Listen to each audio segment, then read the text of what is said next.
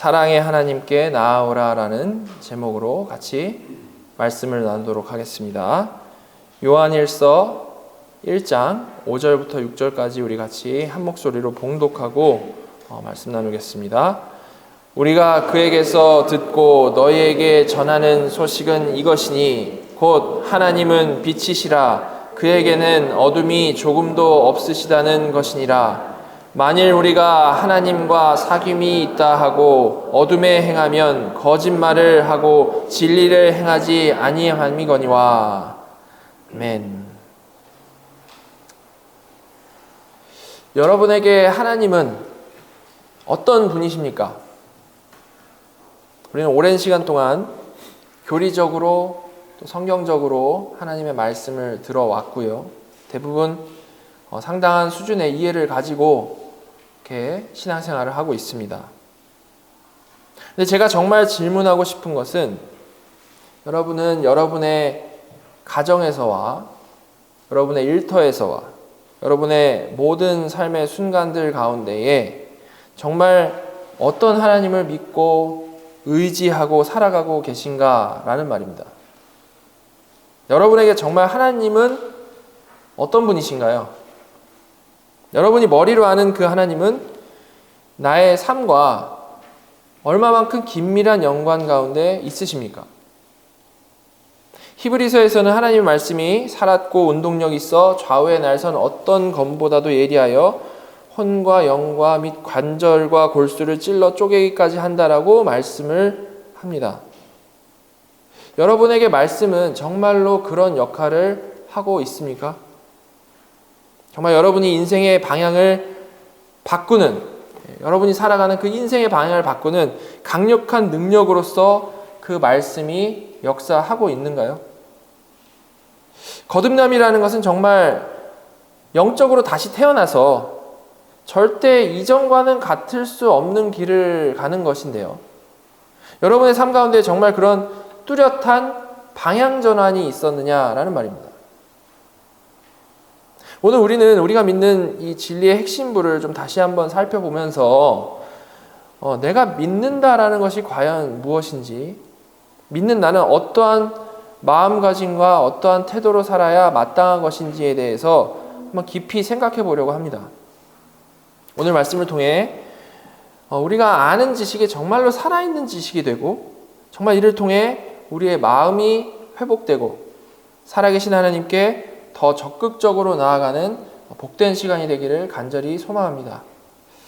자, 이를 위해서 우리는 먼저 모든 인류가 알아야 할 가장 중요한 문제, 그리스도의 십자가가 도대체 왜 필요한 것인지 그 이유에 대해서부터 먼저 생각해 보도록 하겠습니다.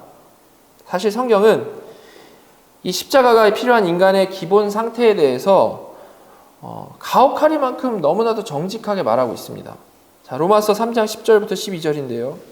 기록된 바 의인은 없나니 하나도 없으며 깨닫는 자도 없고 하나님을 찾는 자도 없고 다 치우쳐 함께 무익하게 되고 선을 행하는 자는 없나니 하나도 없도다. 자, 성경은 정확히 의인은 없나니 하나도 없다라고 말을 하고 있습니다. 의인은 없나니 하나도 없다.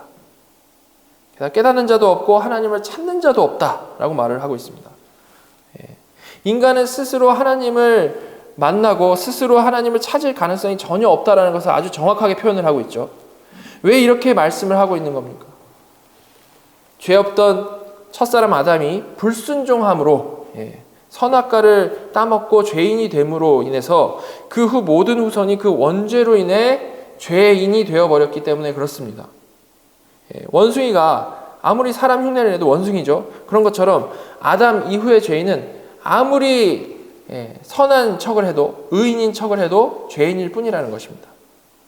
이렇게 죄인이 된 인간은 그 후 아무리 노력해도 스스로 의인이 될 수가 없는데요. 그 이유는 그 의의 기준이, 의인이라는 그 의의 기준이 사람이 만들어 놓은 기준이 아니고 감히 범접할 수 없는 하나님의 의이기 때문에 그런 겁니다. 사람들 사이에서는 상대적으로 좀 더 좋은 사람들을 의인이라고 표현하기도 하죠. 그렇지만 성경이 말하는 기준은 그런 기준이 아니라 하나님의 의입니다. 절대적인 기준 하나님의 의이기 때문에 의인은 없으며 하나도 없다라고 분명히 말씀을 하고 있다라는 거죠. 하나님의 기준 앞에서는 너무나도 이건 당연한 사실이라는 겁니다. 게다가요, 그런 완벽히 거룩하시고 의로우신 그 하나님 앞에서 우리의 이 죄인됨이라는 건요, 죄인됨이라는 것은 그냥 좀 어떤 미흡한 정도의 죄인, 좀 아쉬운 정도의 죄인인 것이 아니고 하나님을 적극적으로 대적하는 죄인이라고 성경은 말을 하고 있습니다. 자, 바로 이런 상태를 신학에서는 인간의 전적 부패라고 말을 하고 있죠. 그죠? 스스로 선을 행할 능력도 없고 하나님을 찾을 의지도 상실을 했으며 하나님을 철저히 대적하고 있는 상태, 전적 부패의 상태라는 것입니다. 자, 그래서 바울은요, 이런 전적 부패의 상태 아래 있는 죄인들의 결국을 이렇게 아주 단순하게 명료하게 묘사를 하고 있습니다. 로마서 6장 23절 앞부분에 이렇게 말을 하고 있죠. 죄의 싹은 사망이요. 죄의 싹은 사망이요. 하나님을 대적하는 죄인들에게 사망 외에는 다른 어떠한 여지를 찾아볼 수가 없다라고 너무나도 분명히 말을 하고 있는 겁니다. 이것이 역사상 아담 아래 모든 인류에게 놓여진 결국이라는 것이죠. 그리고 인간은 절대 자력으로 이 사망의 권세 아래서 벗어날 수가 없기 때문에 절대로 인간에게 그 미래는 낙관적일 수가 없는 겁니다. 기본적으로 너무나도 사실은 암담한 존재들이 인간이라는 거죠. 세상은 언제나 어떤 이런 낙관적인 인간관을 그리고 있습니다. 되게 아이디어란 인간관을 그리고 있지만 인간에게 가능성이 있다라고 세상은 계속해서 설파를 하지만 사실 세상 사람들도 그것이 그저 그냥 꿈일 뿐이라는 것을 마음으로는 알고 있습니다. 스스로 죄인이라는 것과 세상이 사실은 낙관적으로 흐를 수 없다라는 사실을 모두가 마음으로는 감지하면서 살아가고 있죠.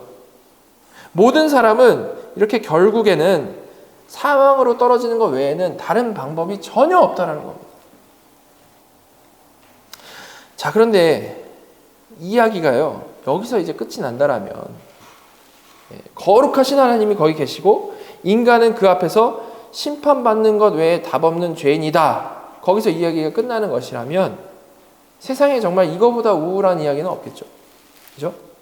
자기 의지로 사실 태어난 것도 아닌데 스스로 어찌할 수 없는 이 결론에 태어나서부터 그냥 갇혀버리게 된 겁니다. 마치 사막 한가운데에 내동댕이 쳐져가지고 죽을 날만 그냥 기다리는 상태와도 같다라고 할 수 있겠죠. 자, 그러나 절대 이 이야기는 여기서 끝이 아니죠. 우리에게 너무나도 다행인 사실이 있는데요. 그것은 그 하나님께서는 어떤 분이십니까? 사랑이시다라는 사실입니다. 사랑의 하나님. 사랑의 하나님이시다. 여러분, 물론 하나님은 당연히 공의의 하나님이시죠. 그렇기 때문에 지금까지 살펴본 대로 불순종한 아담이 에덴 동산에 쫓겨났고요. 그의 모든 후손이 원죄를 가지고 태어나게 된 것입니다. 그래서 이런 하나님의 속성을 균형 있게 이해하기 위해서 하나님은 100% 사랑의 하나님이시고 하나님은 100% 공의의 하나님이시다라고 말을 하곤 하죠. 그죠? 이건 매우 중요하고 분명히 맞는 말입니다. 하나님은 모든 속성에 있어서 완벽하시고요. 각자는 조금의 부족함도 없습니다. 자, 그러나 우리가 단순히 이런 방식으로 그냥 하나님을 어떤 이런 수치적으로 이해를 딱 하고 끝나버리게 된다라면 사실 이게 교리적으로 맞는 표현이라고 할지는 몰라도 인격이신 하나님을 실제로는 오해할 가능성이 참 큽니다. 자, 어떻게 오해할까요? 우리가 만약 100% 사랑의 하나님이시고 하나님은 100% 사랑의 하나님이시고 또한 100% 공의의 하나님이시다라는 그 사실만 딱 기억을 하고 있다면 우리가 정말 실제로는 또한 경험적으로는 내가 이제 어떤 일을 행할 때에 어떨 때에는 하나님께서 나에게 사랑으로 대해주시고 어떨 때에는 나에게 공의로 대하시는 하나님을 이게 막연히 생각하게 된다는 겁니다. 분명히 예수 안에서 의롭게 여겨졌다라고 생각하고 믿고 고백을 하면서도 실제 깔려있는 하나님을 향한 생각과 마음 자세는 사실은 매우 혼란스러울 때가 많다라는 거죠. 어떤 분들은 예수님은 따뜻한 분이라고 생각을 하면서 성부 하나님은 여전히 범접하지 못할 무서운 분으로 생각하는 이런 정리가 되지 않은 생각들을 갖는 분이 있고요. 또 어떤 분들은 내가 신앙생활을 참 잘하고 있을 때에는 사랑의 하나님을 막 찬양을 하다가 죄 짓게 되면 또다시 그 사랑의 하나님은 온데간데 없고 서먹해지고 멀어지는 그런 애매한 상태로 평생을 왔다 갔다 하면서 신앙생활을 하는 분들이 참 많다라는 겁니다. 그래 교리적으로 딱 물어보면 바른 대답을 하면서도 마음은 이렇다라는 거죠. 그래서 결국 그런 분들에게 어떤 모습이 보이게 됩니까? 예수 믿는다라고 하면서도 실제로는 그 사는 동안에 그 품으로 달려가지 않고, 그렇다고 또한 회피하지도 않는, 뜨겁지도 차지도 않은 이 애매하게 정체된 신앙생활을 하는 것이죠. 좋기도 하고 무섭기도 한 하나님, 그 앞에서 갈피를 잡지를 못하고 어느 정도 이 거리를 유지하면서 사는 겁니다. 애매하게. 여러분, 이런 오해는요, 우리의 이 제대로 된 신앙생활을 가로막는 아주 이 실질적인 걸림돌이기 때문에 정말 우리가 이거를 제대로 해결해야만 하는 부분인 것인데요. 자, 오늘은 이를 해결하기 위해서 하나님이 누구신지에 대해서 좀 더 우리가 정확하게 정리한 시간을 갖도록 하겠습니다. 자, 먼저 창세 전의 하나님, 영원 가운데 계신 그 하나님에 대해서 우리가 좀 머릿속으로 생각을 해봤으면 좋겠습니다. 창세 전의 하나님, 영원 가운데 계신 그 하나님. 자, 이 영원하신 하나님은 어떤 분이십니까? 당연히 완벽한 하나님이시고요. 그 안에 조금의 모자람이나 부족함이라는 것은 개념으로도 없죠. 또한 그 하나님은 당연히 이 삼위 가운데 영원히 완벽한 사랑을 나누시는 사랑의 하나님이시고요. 또 그 자체로 의로우신 영광스러운 하나님이십니다. 그죠? 자, 그럼 한번 잘 생각해 보시기 바랍니다. 만약에 이 창세 전에 그렇게 영원 가운데 하나님만 계실 때에 우리가 그 하나님을 딱 표현을 하기를 진노의 하나님이시다라고 표현할 수 있을까요?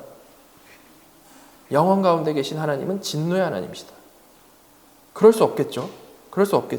그 하나님은 분명히 100% 의로우신 하나님, 공의의 하나님이시지만 그 하나님을 진노의 하나님이시다라고 할 수는 없는 겁니다. 왜 그렇습니까? 영원 가운데 계신 하나님을 딱 생각을 했을 때에는 그 앞에 무엇이 없습니까? 그 앞에는 죄라는 요소가 없기 때문에 하나님의 그 공의가 진노로서 표현이 되지를 않고 그저 그 자체로 빛나는 영광스러운 의로만 남아있기 때문인 것이죠. 마치 잔잔한 물에 바람이 불지 않으면 파도가 일지 않는 것과 마찬가지인 겁니다. 자, 이런 생각의 근거에 대해서 좀 한 곳만 찾아보면 좋겠는데, 오늘 읽은 말씀, 요한 1서 1장 5절 6절을 다시 한번 보면요. 우리가 그에게서 듣고 너희에게 전하는 소식은 이것이니 곧 하나님은 빛이시라 그에게는 어둠이 조금도 없으시다는 것이니라. 만일 우리가 하나님과 사귐이 있다 하고 어둠에 행하면 거짓말을 하고 진리를 행하지 아니함이거니와. 자, 요한은 하나님은 그분 자체로 광명한 빛이시고 그에게는 어둠이 조금도 없다라고 이제 비유적으로 말씀을 하고 있습니다. 이때 하나님의 빛을 대적하는 것을 여기서는 어둠이라고 말을 하고 있고, 이 어둠 가운데 행하는 것이 곧 인간의 죄인 거죠. 그죠? 즉, 설명드린 대로 영원하신 하나님은 영원히 의로우신 하나님이신데, 그리고 그분 자체로는 그저 광명하게 빛나고 계실 뿐인 것인데, 그 앞에 이 어둠 가운데 행하는 죄인들이 딱 나타나가지고 그 빛을 대적하기 시작한 겁니다. 그 빛 앞에 어떤 작은 그늘로서 존재하기 시작한 거라는 거죠. 자, 그럼 그 하나님의 그 공의의 그 영원한 빛을 가리고 그늘을 만들어내고 있는 그 죄를요, 하나님은 당연히 어떻게 처리하실 수밖에 없겠습니까? 하나님은 당연히 이걸 제거하실 수밖에 없는 겁니다. 그죠? 밝은 빛은 작은 그늘을 그냥 내버려 두는 게 아닙니다. 밝은 빛으로 비춰버리는 거죠. 그죠? 자, 그러니까 이러한 관계 아래서 본래 그저 영광스럽게 빛나던 그 하나님의 의는 앞에 나타난 어둠을 심판하고 대적하는 진노로서 나타나게 된 거라는 겁니다. 다시 말해서 본래 하나님의 사랑과 공의는 서로 간에 조금도 모순이 없는 하나님의 완벽한 속성 그 자체인데요. 하나님의 존재 자체입니다. 그런데 죄인이 그 앞에 나타남으로 인해서 그 하나님의 영광스러운 그 공의는요, 그 어둠을 그 죄를 심판하시는 공의로서 일하게 되었던 것이고, 죄인은 그 본래 좋으신 그 하나님을 진노의 하나님, 심판의 하나님으로 인식하게 되었다라는 겁니다. 하나님이 바뀌셨다라거나 그 안에 어떤 모순이 생기셨다는 말이 전혀 아니고, 인간의 죄 때문에 나타나게 된 이 새로운 하나님의 모습이라는 겁니다. 죄인의 눈에 포착된 하나님의 모습이라는 거죠. 이해가 되시나요? 물론 제가 지어낸 말이 아닙니다. 17세기 이 제네바의 개혁주의 신학자인데요, 칼빈의 이 정통 신학을 변증하고 체계화했던 프란시스 튜레틴이라는 신학자가 있었는데, 제가 학교 다닐 때 교과서로 썼던 이 변증 신학 강요라는 아주 이해하기 힘든 그런 책의 저자입니다. 어느 신학자는 그를 이 개혁주의 교리의 가장 심오한 해설자라고 표현할 정도로 그 내용이 아주 깊고 정확하기로 되게 유명한데요. 자, 이 튜레틴이 그 변증 신학 강요에서 하나님의 속성에 대해서 말하면서 이런 말을 했습니다. 하나님의 속성들은 그 자체로 절대적이고 주체적인 방식으로, 즉 하나님의 본질 안에서 고찰될 수도 있고, 또는 피조물에 대한 효과와 관련하여 상대적인 방식으로, 즉 대상의 입장에서 고찰될 수도 있다. 후자의 방식에서는 징벌적인 정의와 자비로운 긍휼이 서로 대립되는 것을 나는 인정한다. 그러나 우리가 지금 다루고 있는 전자의 방식에서는 그렇지가 않다. 예. 뭔가 좀 어렵지만 잘 읽어보시면 그렇게 어렵지도 않습니다. 자, 튜레틴은 하나님의 모든 속성들이 첫 번째는 그 하나님의 가지신 그 본질 안에서, 제가 좀 전에 말씀드린 그 창조 세계와 관련 없이 영원하신 그 하나님, 그 본질 안에서 절대적이고 주체적인 방식으로 고찰될 수가 있다 라고 말을 하고요. 그리고 두 번째는 그 대상의 입장에서, 즉 우리들의 눈으로 딱 봤을 때에, 즉 그 이 시간 안에서 봤을 때에 하나님을 바라보는 상대적인 방식으로도 고찰될 수 있다라고 말을 하고 있어요. 그리고 그렇게 우리의 눈으로 하나님을 딱 고찰할 때에는 뭐라고 표현되어 있습니까? 징벌적 정의와 자비로운 긍휼이 서로 대립돼서 보일 수 있다라는 것을 지금 말을 했는데요. 자, 바로 그런 징벌적인 정의, 뭡니까? 심판하시는 것과 자비로운 긍휼의 대립이 보일 수 있는 이유가 바로 제가 지금까지 설명한 하나님의 의 앞에 나타난 죄 때문인 것이죠. 죄 때문에. 죄가 없었으면 그럴 일이 없었는데, 죄로 인해서 의와 긍휼이 마치 대립되는 것 같아 보이는 일이 생기게 됐다는 겁니다. 자, 다시 강조하지만 절대 하나님께서 서로 모순된 두 속성을 가지셨다는 얘기가 아니고, 하나님의 빛나는 의, 그 영광스러운 의가 죄 때문에 죄 앞에서 징벌적 정의로 나타나게 되었다라는 겁니다. 그래서 튜레틴도 마지막에 뭐라고 합니까? 전자의 방식에서는 그렇지 않다. 전자의 방식 뭐죠? 하나님의 그 본질 안에서는, 영원하신 하나님의 그 영원한 그 상태 안에서는 절대 그런 대립이 없다라는 것을 분명히 말씀을 하고 있는 거죠. 자, 이와 비슷하게 헤르만 바빙크도 이렇게 말을 했습니다. 하나님의 진노는 죄에 대한 그분의 거룩하고 의로운 반응이다. 하나님의 진노는 죄에 대한 그분의 거룩하고 의로운 반응이다. 자, 그러니까 하나님은 100% 공의의 하나님이시지만요, 그 공의는 본래 빛나는 영광스러운 의를 말하는 것이지 무서움, 진노, 심판을 의미하는 것은 아니었다라는 겁니다. 무서우신 하나님, 진노의 하나님, 심판의 하나님 모습은 우리의 죄 때문에 그 반응적으로 등장하게 된 하나님의 속성인 것이지 하나님의 본래 마음은 아니었다는 거죠.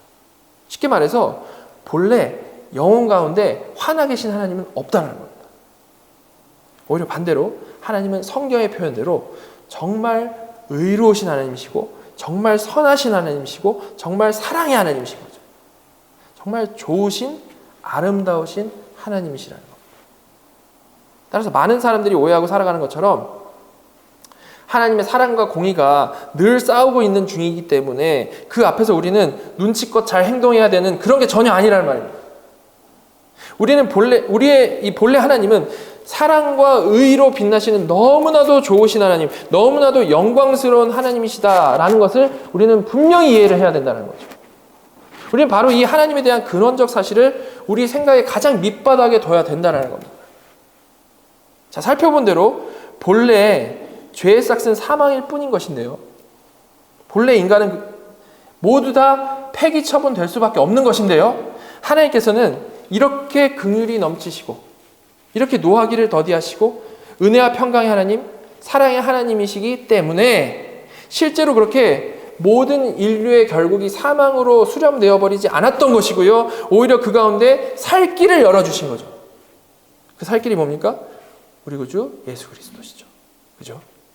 하나님께서는 죄 지은 인류를 죄 지었다고 다 없애버리신 게 아니고 오히려 독생자를 희생하셔서 살리는 방법을 택하셨고 우리에게 주셨다라는 겁니다. 이것만 봐도 하나님은 정말 사랑의 하나님이시구나 우리가 이해할 수 있는 것이죠. 그렇죠? 이해가 되시나요? 이게 얼마나 다행이고 감사한 부분입니까?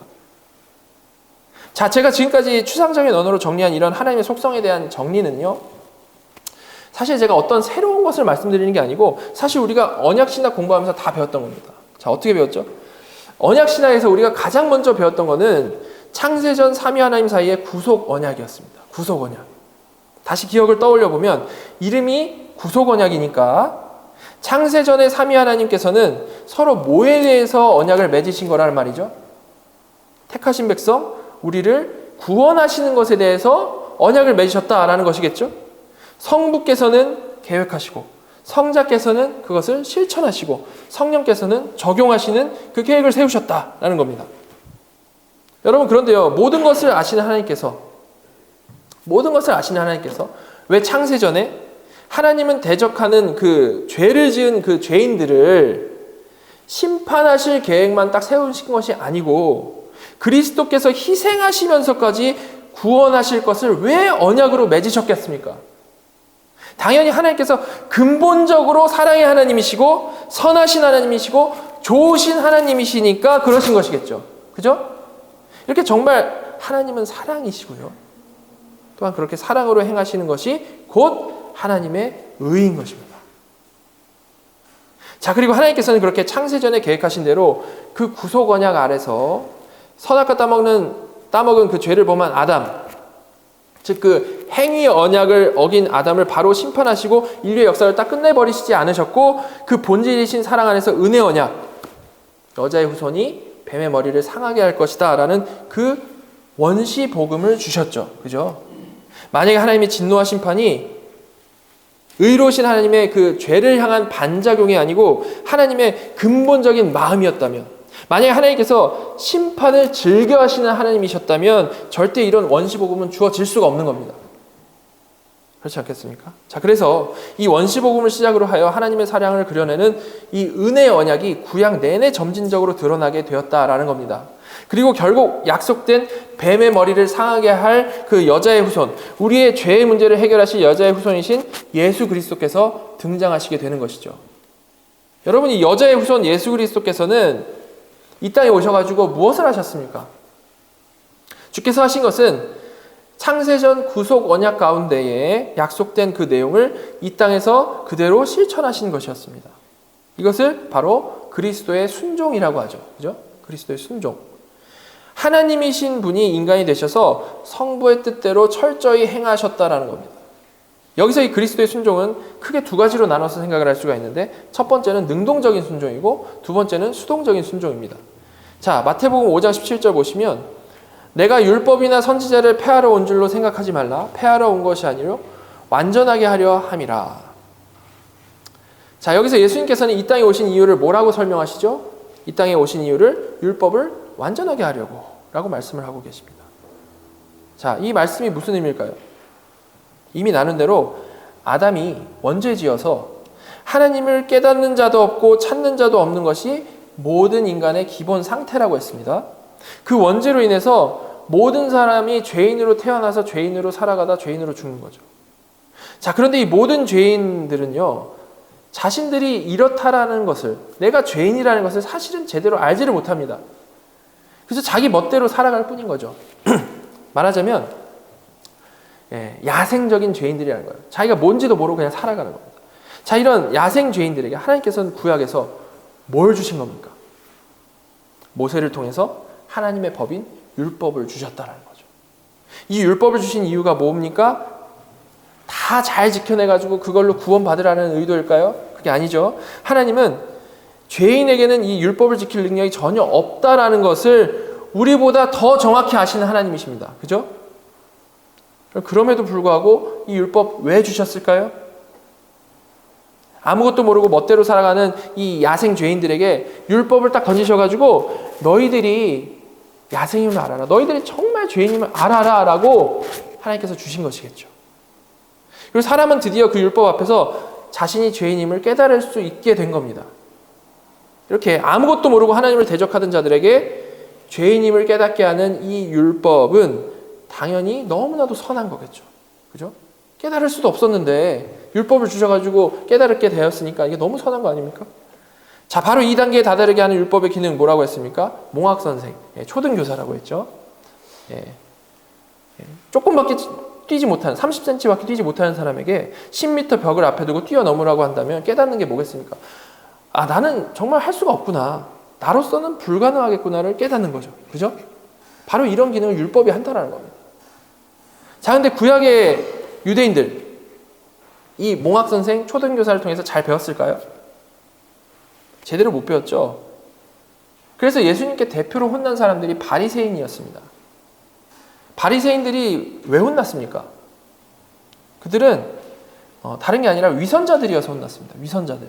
다시 말해서 자기가 30cm밖에 못 뛰는데 못 뛰는 자신을 돌아보면서 회개하기는커녕 마치 10m 담을 뛰어넘는 사람들인 것처럼 사람들 앞에서 위선을 부리다가 예수님께 혼난 거죠. 처럼 예수님께서 이 땅에 오셨을 때 이스라엘 상태는요, 이런 정도의 수준이었던 것이고, 바로 이런 엉망인 사람들에게 예수님께서 하신 말씀이 나는 너희들이 못 지키고 흉내만 내고 있는 그 율법을 완전하게 하려 왔다. 완전히 다 지키러 왔다라고 말씀하셨다는 겁니다. 자, 그럼 예수님께서 이 얼마나 철저하게 이 율법을 지키셨는지를 좀 간단히 보면요. 마태복음 3장 13절부터 15절 보시면 이때 예수께서 갈릴리로부터 요단강에 이르러 요한에게 세례를 받으려 하시니 요한이 말려 이르되 내가 당신에게서 세례를 받아야 할 터인데 당신이 내게로 오시나이까? 예수께서 대답하여 이르시되 이제 허락하라. 우리가 이와 같이 하여 모든 의를 이루는 것이 합당하니라 하시니 이에 요한이 허락하는지라. 예수님께서는 세례를 받으러 세례 요한 앞에 딱 나오십니다. 그런데 이 일에 대해서 세례 요한도 너무 당황해가지고 내가 주님께 세례를 받아야 되는데 주님께서 어떻게 나에게 오십니까? 라고 반문을 한 거죠. 그때 예수님께서 15절에서 나는 모든 의를 이루어야 하기 때문에, 즉 모든 율법 다 지켜야 되기 때문에 너가 나에게 세례를 베푸는 것이 맞다라고 말씀을 하신 겁니다. 이렇게 예수님은 그 어느 누구도 지킬 수 없었던 율법의 모든 요구를 철저히 다 지켜 행하셨다라는 거죠.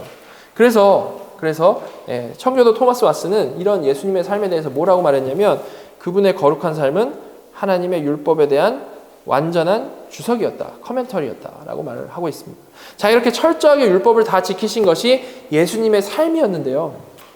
이것은 창세전에 삼위 하나님 가운데 맺으신 언약을 그대로 지키는 것이기 때문에 예수님께서 순종하신 것이었고, 특별히 예수님께서 이렇게 세례 요한에게까지 찾아가시면서 지켜내신 이 완벽한 율법 지킴이었기 때문에 이거를 능동적인 순종이라고 말을 하는 겁니다.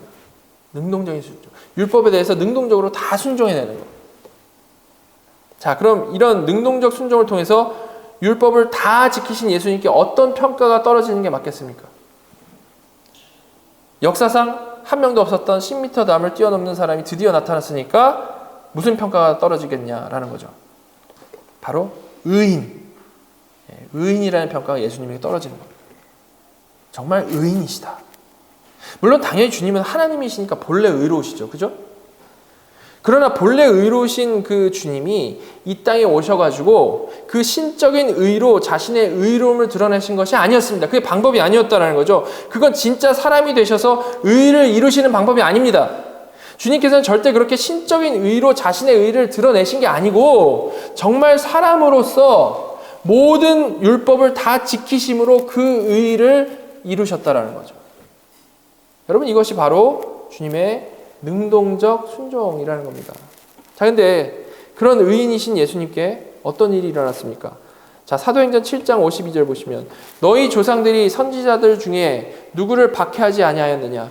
의인이 오시리라 예고한 자들을 그들이 죽였고 이제 너희는 그 의인을 잡아준 자요 살인한 자가 되나니. 자, 우리가 얼마 전에 살펴봤던 이 스데반의 설교인데요.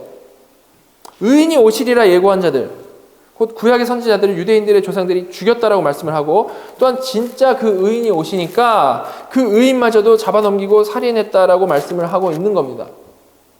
물론 이 의인 예수 그리스도를 말하는 거죠.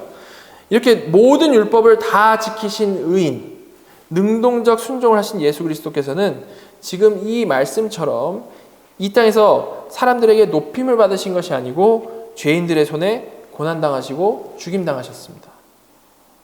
전에도 말씀드린 적이 있었는데 그리스도께서 이 땅에 인간으로 오신 이 성육신은, 천지를 창조하신 하나님께는 어떤 겁니까? 사실은 굴욕적인 순간일 수밖에 없는 겁니다. 그렇지 않습니까?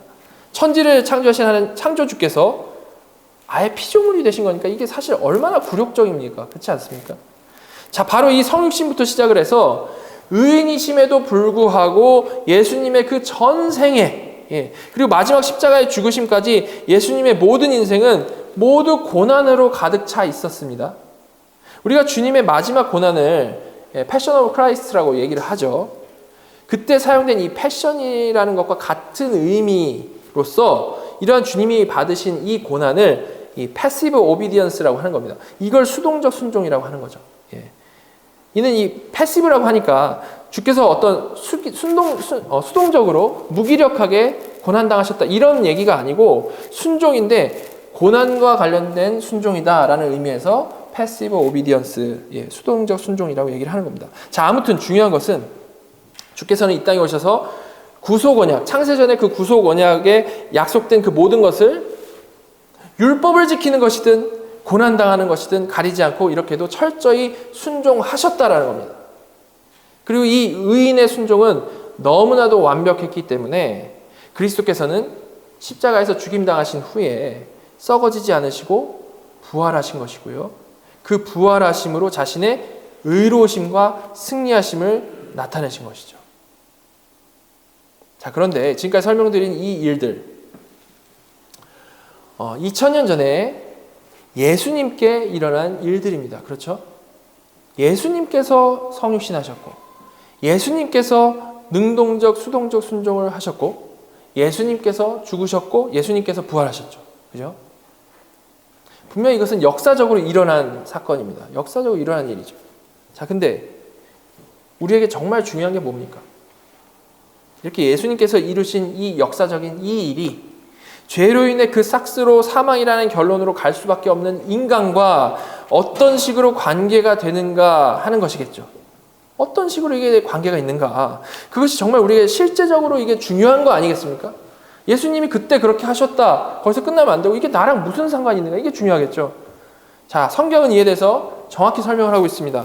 구약에서부터 정확히 설명하는데요. 이사야서 53장 5절 6절 보시면 그가 찔림은 우리의 허물 때문이요 그가 상함은 우리의 죄악 때문이라. 그가 징계를 받음으로 우리는 평화를 누리고 그가 채찍에 맞음으로 우리는 나음을 받았도다. 우리는 다 양 같아서 그릇 행하여 각기 제 길로 갔거늘 여호와께서는 우리 모두의 죄악을 그에게 담당시키셨도다. 이 말씀 간단히 하면 주님께서 이 땅에서 고난당하신 모든 것, 즉 수동적 순종하신 것, 철저히 하신 것이 다 죄인인 우리를 위함이고, 우리는 항상 그릇 행하여 각기 제멋대로 사는 정말 사망으로 갈 수밖에 없는 이 악한 존재들이지만 성부 하나님의 계획이 뭐였냐면 그런 답 없는 우리의 그 모든 죄악을 성자 하나님께 담당시키신 것이다 라고 말씀을 하고 있는 겁니다. 그 담당시키신 것의 절정이 바로 예수 그리스도의 십자가라는 거죠. 자, 이것이 구약에서부터 나온 대속하심에 대한 예언인 겁니다. 대속하심. 창세전의 구속 언약이 원시복음에서부터 은혜 언약으로 계속해서 주어져 오다가 이렇게 구체적인 대속의 방법까지 말씀해 주심으로 명백하게 드러나게 된 것이죠. 이렇게 너희를 구원할 거다라는 겁니다. 그리고 물론 신약에서는 더 적극적으로 더 자세히 말씀하시죠. 마태복음 보시면 먼저 주님의 말씀이죠. 마태복음 20장 28절 보시면 인자가 온 것은 섬김을 받으려 함이 아니라 도리어 섬기려 하고 자기 목숨을 많은 사람의 대속물로 주려 함이니라. 아주 명료하게 대속하심에 대해서 말씀을 하고 계시죠. 사도 바울도 이에 대해서 자세히 설명합니다. 갈라디아서 1장 4절. 그리스도께서 하나님 곧 우리 아버지의 뜻을 따라 이 악한 세대에서 우리를 건지시려고 우리 죄를 대속하기 위하여 자기 몸을 주셨으니. 자, 하나님 곧 우리 아버지의 뜻, 구속 언약 때부터 결정된 그 뜻이 뭐라고 합니까? 이 악한 세대에서 우리라는 집단이 있는데 그 우리라는 집단을 건지시는 것이 하나님의 뜻이다라고 말씀을 하고 있습니다. 그리고 그러기 위해서 어떤 방법이죠? 대속이라는 방법을 사용하셨다라고 말씀을 하고 있죠. 우리는 모두 다 죄인이기 때문에 모두 다 답이 없고 모두 다 심판받을 수밖에 없습니다. 로마서 3장에서 본 대로 그렇다고 해서 스스로 또 하나님을 찾을 수 없는 존재들입니다. 정말 답이 없는 거죠. 이런 원수된 자들을 위한 아버지의 뜻이 능동적인 순종을 하심으로 유일한 의인이 되신 독생자의 그 죽음을 통해서 우리라는 집단의 죄값을 대신 갚아주는 것이라고 말씀을 하고 있다는 겁니다. 대신 갚아주는 것. 이것이 하나님의 뜻, 하나님의 방법인 그리스도의 대속이라는 거죠. 갈라디아서의 다른 부분 보시면 그리스도께서 대속하실 때 정확히 어떤 일이 일어날 것인지 자세히 나와 있는데 3장 13절입니다. 그리스도께서 우리를 위하여 저주를 받은 바 되사 율법의 저주에서 우리를 속량하셨으니 기록된 바 나무에 달린 자마다 저주 아래 있는 자라 하였습니다. 자, 이렇게 창세전에 계획하신 성부 하나님께서는 철저히 능동적으로 모든 율법을 지키신 의인이신 독생자에게, 의인이시니까 높임 받으셔야 되는데 그런 독생자에게 그를 믿는 하나님의 그 백성들의 모든 죄악을 전가하셨다라고 말씀을 하고 있고요. 그리스도께서는 그렇게 십자가에서 죄가 되셔가지고 저주를 받은 바 되사 우리 대신에 죽임당하셨다라고 말씀을 하고 있는 겁니다. 그리고 반대로 우리는 그 율법의 저주에서 속량되게 되었다라고 말씀을 하고 있는 거죠. 그리고 그 의로우신 예수님에게 죄의 삭신 사망이 적용될 수가 없기 때문에 그 주님께서는 다시 부활을 하신 겁니다. 그죠? 의인이시니까 다시 부활하실 수밖에 없겠죠. 그런데 적용하시는 성령 하나님의 역사에 의해서 예수님의 그 부활하심으로 완성된 그 의가 모든 하나님의 백성들에게 어떻게 됩니까? 전가되는 것이고요. 그렇게 의를 전가받은 모든 하나님의 백성들은, 자녀들은 주님과 똑같이 영광 중에 부활하게 되는 것입니다. 이렇게 우리는 주님께 뭘 전가하죠? 죄를 전가하고요. 주님은 우리에게 의를 전가해 주시는 이중의 전가가 일어나는 것이죠. 이렇게 창세전에 택하여진 구원의 방법인 이 대속하심은요, 너무나도 은혜롭고 너무나도 감사한 하나님의 뜻이기 때문에 이렇게 구약을 통해 예언되어졌고 예수님을 통해 전파되었고 사도 바울을 통해 여러 번 확인되어졌던 것입니다. 우리가 이를 묵상하면 할수록 하나님께서 거듭난 그의 자녀들, 우리들을 정말 얼마나 사랑하시는지를 깨달아갈 수가 있는 것이죠. 과연 얼마나 사랑하셨으면 이렇게까지 하셨을까 깨달아갈 수 있는 겁니다. 자, 이렇게 의로우신 하나님 앞에 나타난 죄인들은 본래 진노의 하나님, 심판의 하나님을 경험할 수밖에 없었지만 사랑이신 하나님께서는 그렇게 모든 인류가 지옥에 떨어지게 내버려 두지를 않으시고 오히려 독생자를 주셔서 우리 대신 희생시키셨다는 겁니다. 그리고 이를 통해 하나님의 공의를 완전히 만족시키셨고 또한 그의 백성을 그 대가로 구원하셨다라는 것이죠. 근데 그렇게 구원할 대상이 되는 그의 자녀들을 하나님께서 택하실 때에 하나님께서는 그들의 어떤 이 조건을 보고 택하신 것이 아니고 오직 하나님의 주권과 은혜로 택하시고 구원하셨다라는 겁니다. 자, 이를 바울은 이렇게 표현했죠. 로마서 5장 8절입니다. 같이 우리가 좀 전에 찬양했었는데요. 같이 한번 한 목소리 읽도록 하겠습니다. 시작. 우리가 아직 죄인 되었을 때에 그리스도께서 우리를 위하여 죽으심으로 하나님께서 우리에 대한 자기의 사랑을 확증하셨느니라. 아멘. 여러분, 이렇게 어느 면에서 살펴봐도 하나님께서는 정말 사랑의 하나님이십니다. 자, 어느 정도로 사랑의 하나님이시죠? 하나님의 거룩하심, 하나님의 공의 앞에 심판받을 수밖에 없는 자들이 죄인 되었을 때에, 좀 괜찮아졌을 때가 아니고 죄인 되었을 때에 그런 죄악된 그들을 대신해서 독생자가 심판받게 하시고 영생을 우리에게 거저 선물해 주실 정도로 사랑의 하나님이시죠. 우리가 찬양하는 하나님의 사랑은 이 정도의 사랑이라는 겁니다. 자, 그런데 우리가 더더욱 마음에 새기고 매 순간 기억해야 하는 것은요, 하나님께서 우리가 아직 죄인 되었을 때에만 우리를 사랑하셨고 그 후로 하나님의 사랑을 받는 것은 내 하기 나름인 것이 절대 아니라는 사실입니다. 이게 정말 우리가 특별히 더 생각해 봐야 되는 부분인 것이죠. 자, 우리가 읽고 있는 책에서 데인 오틀랜드는 이렇게 말을 했습니다. 그리스도의 마음은 항상 한결같은 실제다. 그분의 마음은 그분이 세상에 계실 때만 자기 백성을 향해 움직였고 그분이 하늘에 계시는 지금은 그런 마음이 사라지고 없는 것이 아니다. 그리스도께서 십자가의 길을 걸어가시는 동안에만 긍휼을 샘처럼 쏟아내셨다가 지금은 다시 냉담하고 무감심한 상태로 되돌아가셨다라는 식으로 생각해서는 안 된다.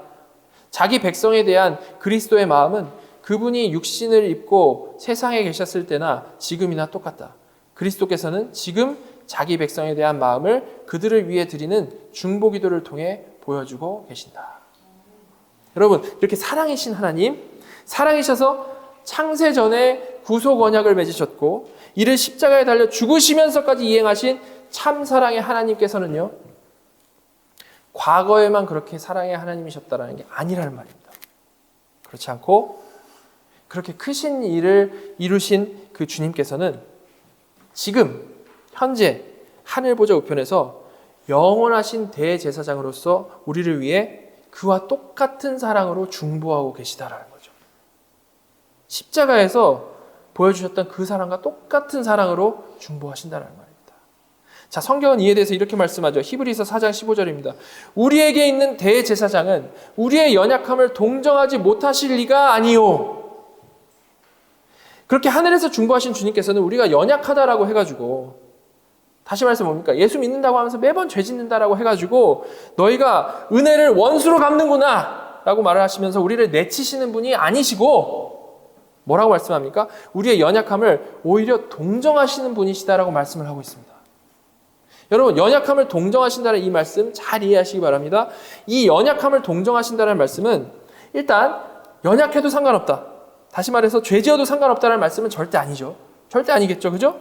왜 그렇습니까? 죄는 언제나 하나님 앞에서 간과될 수 있는 것이 아니기 때문에 그렇습니다. 다시 말해서 이 말씀은 너희가 연약해서 죄 짓지만 그거 그냥 대충 넘어가 줄게 라는 그런 의미가 절대 아니라는 말입니다. 그리고 또한 반대로 연약함을 동정하신다는 이 말씀은 절대 너희가 그 연약한 상태에서 어느 정도 회복을 잘 이뤄내기만 한다면 그걸 보시고 그 노력이 기특해가지고 동정해 줄게, 사랑해 줄게 라는 말씀도 아닙니다. 연약함에서 연약하지 않음으로 어느 정도 너희가 좀 올라오게 되면, 어느 정도 성화를 이뤄내면 그걸 기특하게 여기셔가지고 사랑해 주겠다라는 말이 아니라는 거죠. 자, 그럼 주께서 우리의 연약함을 동정하신다라는 이 말씀 무슨 의미겠습니까? 이에 대해서 존 오웬이 너무나도 잘 설명했습니다. 자녀를 양육하는 아버지가 시끄럽게 운다는 이유로 젖먹이 자녀를 내버리지 않는 것처럼 대제사장도 무식하고 미혹되었다는 이유로 가엾은 죄인들을 내치지 않는다. 대제사장이 마땅히 그래야 하는 것처럼 예수 그리스도께서도 마찬가지다. 유모나 자녀를 양육하는 아버지가 가엾은 젖먹이의 연약함을 다 참아 넘기는 것처럼 그분은 온유함과 친절함, 인내심과 자제력으로 자기 백성의 연약함과 죄와 도발 행위를 부드럽게 대해주신다. 이렇게 하나님께서는 사랑하는 자녀가 죄로 인해 고생하는 것을 보시면서 더러운 죄로 오염된 너희들 더러우니까 버리겠다 그러시는 것이 아니라 하나님께서 죄를 혐오하시는 만큼 우리를 동정하신다는 겁니다. 아이가 몹쓸병에 걸려서 아파하고 막 울고 있으면 아버지는 그 질병을 저주하지 절대 아이가 시끄럽다고 아이를 벌주지 않죠. 그렇지 않습니까? 오히려 그 병으로 고생하는 아이가 가엾어가지고 아이를 사랑하는 감정이 더 올라오는 겁니다. 마찬가지인 거죠. 하나님께서는 정말로 죄를 혐오하시지만요, 그래서 우리가 죄를 버릴 수 있도록 늘 인도하시지만요, 그 말이 절대 죄 짓고 있는 우리를 혐오하신다는 말씀이 아니고요, 오히려 하나님께서는 정말 우리의 연약함을 동정하시는 하나님, 자녀를 언제나 사랑하시는 아버지시라는 겁니다. 정말 하나님 앞에서 우리는 종이 아니고 자녀라는 거죠. 정말로 자녀라는 겁니다. 자, 그리고 하나님께서는 그렇게 우리를 동정만 하시고 끝나지 않으십니다.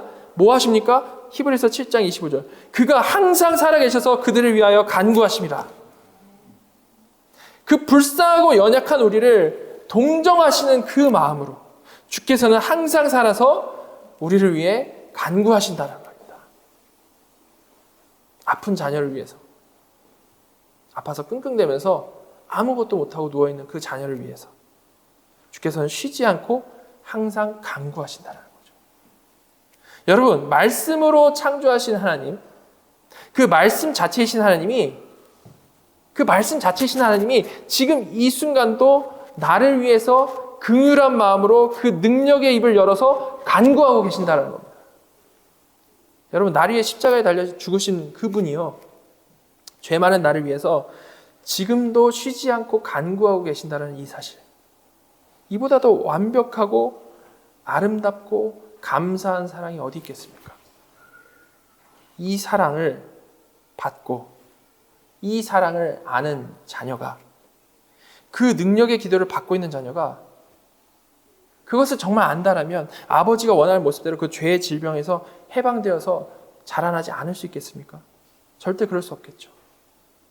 여러분, 우리를 위해 십자가에서 대속하신 그 사랑이 지금 이 순간도 매 순간 동일하게 우리에게 부어지고 있다는 사실을 믿으시기 바랍니다.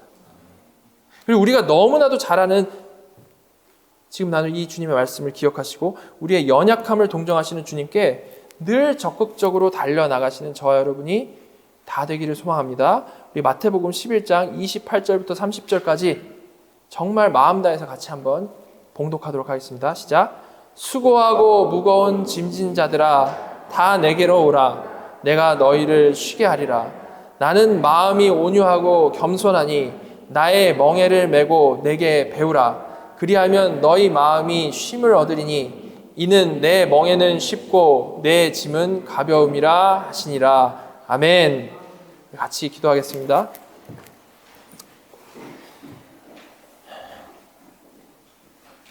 하나님, 창세전부터 영원토록 사랑이신 거룩하시고 영광스러운 하나님을 찬양합니다. 그런 하나님께서 죽을 수밖에 없는 하나님을 대적한 죄인인 저희를 그냥 심판하지 않으시고 오히려 직접 이 땅에 오셔서 저희 대신 고난의 인생을 사시고 심판당하시고 대신 죽으심으로 저희를 구속하신 그 은혜를 기억하며 찬양합니다. 하나님, 이런 놀라운 은혜를 입은 저희임에도 불구하고 하나님에 대한 왜곡된 이해 때문에 하나님께 나아가질 못하고 늘 정체된 모습으로 살아갈 때가 너무나도 많았음을 고백합니다. 하나님, 이 시간 저희의 잘못된 생각을 고쳐주시고 어두운 눈을 밝혀주셔서 우리 하나님이 얼마나 자비와 긍휼이 풍성하신 하나님이시며 사랑과 은혜가 넘치시는 하나님이신지 깊이 알고 감사할 수 있도록 인도하여 주시옵소서. 그래서 더 이상 정체된 모습, 주저하는 모습으로 가득 찬 신앙이 아니라 정말 온유하고 겸손하신 주님께 나아가서 우리의 그 수고와 무거운 짐을 모두 내려놓고 기뻐하며 찬양하고 영광 돌리는 그런 저희 모두가 되기를 간절히 소망하오니 은혜 내려 주시옵소서. 정말 저희가 어떤 믿음의 주문을 외우고 천국 가는 그런 식의 얄팍한 신앙이 아니라 매 순간 하나님을 믿는, 매 순간 하나님을 신뢰하는, 나의 죄를 혐오하시고 그런 연약한 우리를 고치시기 위해 기도하시는 사랑이신 그 아버지를 믿는 그 믿음으로 하루하루를 살아가는 귀하고 복된 자녀들 다 되게 인도하여 주시옵소서. 하나님, 이 시간에 성찬을 나눕니다. 성찬을 통해 자신을 버려 우리를 대속하신 주님의 그 폭발적인 사랑을 깨닫게 하시고 그런 주님의 다 이루심 안에 우리가 연합되어서 이제는 영원히 완벽히 사랑받는 자녀로 살아가게 된 것을 감사하고 찬양하는 시간 되게 인도하여 주시옵소서. 지금 살아서 우리 예배를 받으시고 성찬 가운데 은혜 주시는 우리 구주 예수 그리스도의 이름으로 감사하며 기도드립니다. 아멘.